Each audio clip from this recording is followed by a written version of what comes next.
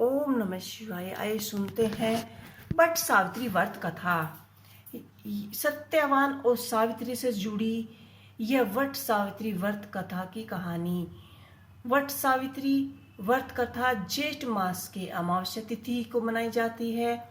इस दिन शनि भगवान का जन्म भी हुआ था। वट सावित्री व्रत में सुहागन अपने पति की लंबी आयु के लिए व्रत रखती है और 16 श्रृंगार करती है। आइए आरंभ करते हैं वट सावित्री व्रत कथा। वट सावित्री व्रत जेठ मास की अमावस्या तिथि को मनाया जाता है। इस दिन शनि भगवान का जन्म भी हुआ था। सावित्री और वट सावित्री व्रत में सुहाग ने अपने पति की लंबी आयु के लिए व्रत रखती हैं। इस साल 19 मई को वट सावित्री व्रत की शुभकामना रखी जाएंगी।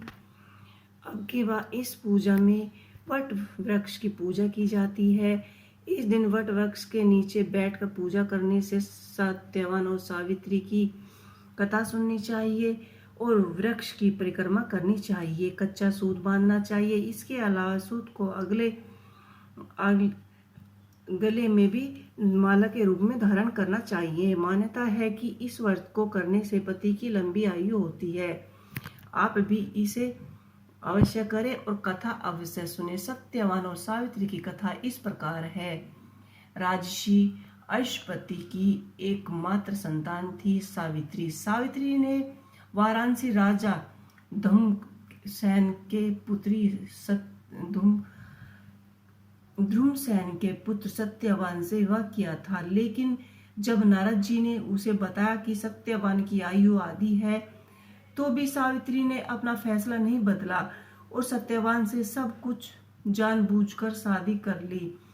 सावित्री सभी राजमहल के सुख और राज वैभव त्याग कर सत्यवान के साथ, उसके परिवार के साथ उनकी सेवा करने लगी और वन में रहने लगी। जिस दिन सत्यवान के महाप्रयाण का दिन था, उस दिन वह लकड़ियां काटने के लिए गया हुआ था।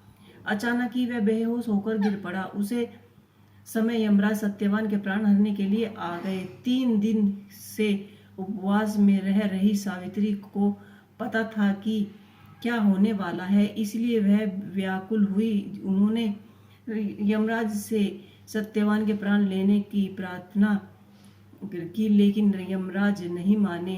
तब सावित्री उनके पीछे पीछे जाने लगी। कई बार मना करने पर भी वह नहीं माने। सावित्री के साहस और त्याग यमराज प्रसन्न हुए और कोई 3 वर मांगने को कहा। सावित्री ने सत्यवान की दृष्टिहीन माता पिता के लिए नेत्र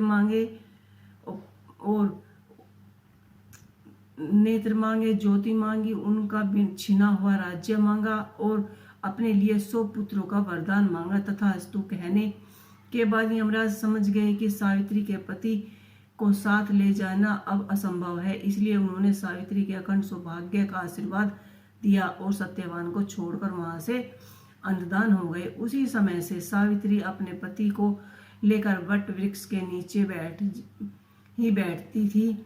इसलिए इस दिन महिलाएं अपने परिवार के जीवन साथी की दीर्घ आयु के लिए कामना करती हैं।